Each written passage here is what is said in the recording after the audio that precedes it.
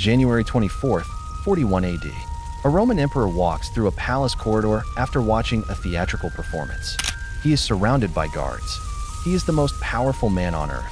He is dead within minutes. His own Praetorian Guard, the men sworn to protect him with their lives, drive their swords into him 30 times. His wife is killed. His infant daughter is murdered by having her head smashed against the wall. Rome celebrates. That's not normal. Even by Roman standards, that is not normal. So who was this man? And what exactly did he do to make even the most brutal empire in history turn on him so completely? His name was Gaius Julius Caesar Augustus Germanicus. But history remembers him by a nickname his father's soldiers gave him when he was a toddler following the legions on campaign. They called him Caligula, Little Boot. This is his story. To understand how Caligula became what he became, you have to understand what he started as and what was done to him. Born in 12 AD, Caligula was the son of Germanicus, Rome's most beloved general. Handsome, brilliant, popular with the people and the legions. The kind of man Romans write songs about. And his mother, Agrippina the Elder, was equally formidable, granddaughter of the Emperor Augustus himself. Caligula grew up following his father's military campaigns in Germany. That's how he got the nickname. The soldiers made him a tiny military outfit, complete with little boots, Caligula. The legions adored him. He was Rome's little mascot, the son of their hero. And then everything fell apart. His father Germanicus died suddenly in 19 AD, poisoned, many believed, on orders from the Emperor Tiberius, who was threatened by his popularity. Caligula was 7 years old. What followed was a childhood that would break most people. His mother was arrested on treason charges and starved to death in prison. His two older brothers were arrested, imprisoned, and killed. One starved. One was forced to take his own life. Caligula survived by being invisible. He lived in the household of Tiberius himself, the man widely believed to have orchestrated his family's destruction. And he smiled and said nothing and waited.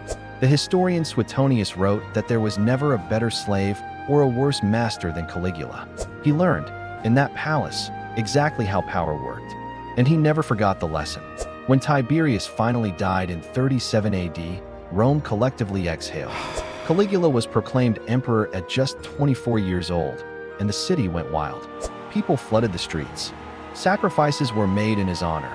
160,000 animals in the first 3 months alone, according to ancient sources. Ships lit bonfires in the harbor, and Caligula delivered. In those first months, he was everything Rome had hoped for. He freed political prisoners, burned Tiberius's files of accusations so informers couldn't use them, recalled exiles, and put on spectacular public games. He was charming, generous, accessible. Rome had not seen a popular emperor in a generation. They were not prepared for how quickly it would end. Around 7 months into his reign, Caligula fell seriously ill. We don't know what the illness was. Ancient sources don't give us a diagnosis we can translate cleanly into modern medicine. What we know is that he nearly died. The whole empire held its breath, and when he recovered, something was different.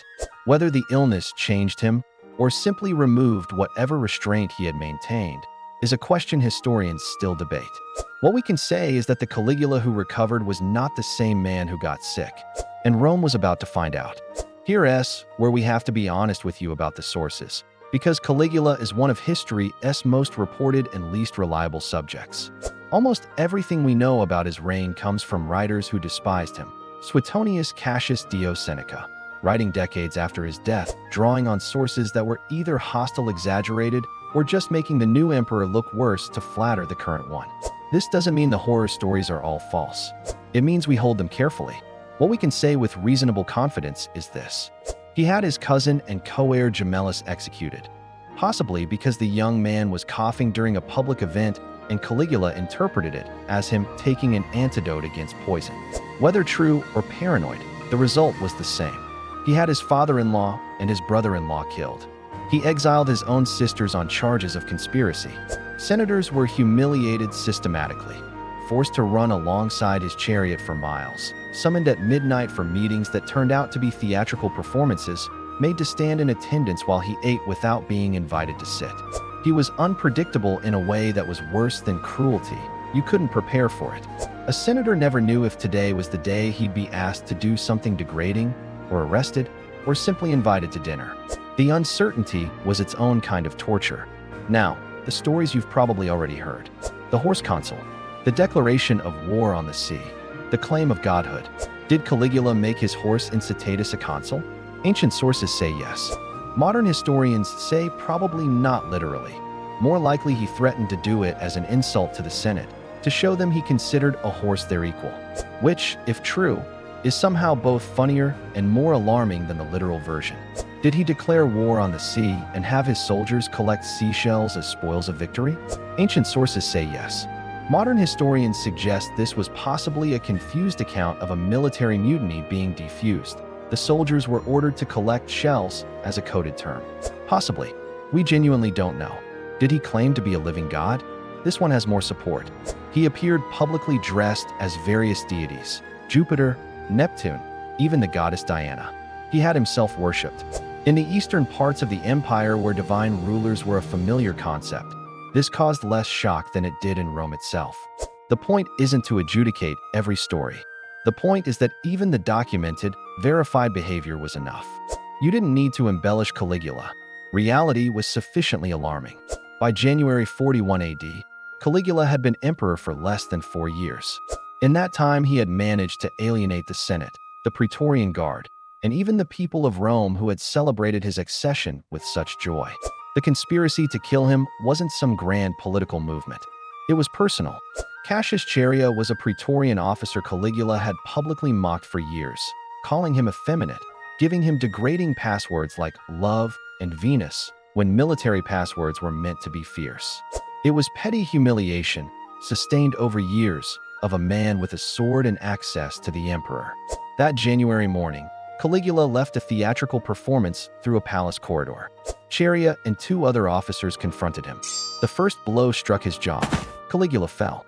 They stabbed him 30 times. He was 28 years old. His wife Suetonius was killed shortly after. His infant daughter, Julia Drusilla, was killed by being thrown against a wall. The logic, grimly, being that a daughter of Caligula left alive was a daughter of Caligula. The Senate briefly debated restoring the Republic. Then Claudius, Caligula's uncle, who had survived by being considered harmless, was found hiding behind a curtain in the palace by a Praetorian soldier and declared emperor almost by accident. Rome moved on, as it always did. So what do we actually make of Caligula? The truth is probably this. He was a traumatized young man given unlimited power, with no one capable of stopping him, in a system that had no mechanism for removing a dangerous emperor short of killing him. The Republic's checks and balances were gone. The Senate was toothless. The only people who could act were the ones with swords, and they eventually did. He wasn't the last emperor to prove that point. He wasn't even the worst. But he was the first to show Rome clearly what the Dark Throne could produce. And Rome chose to keep the throne anyway.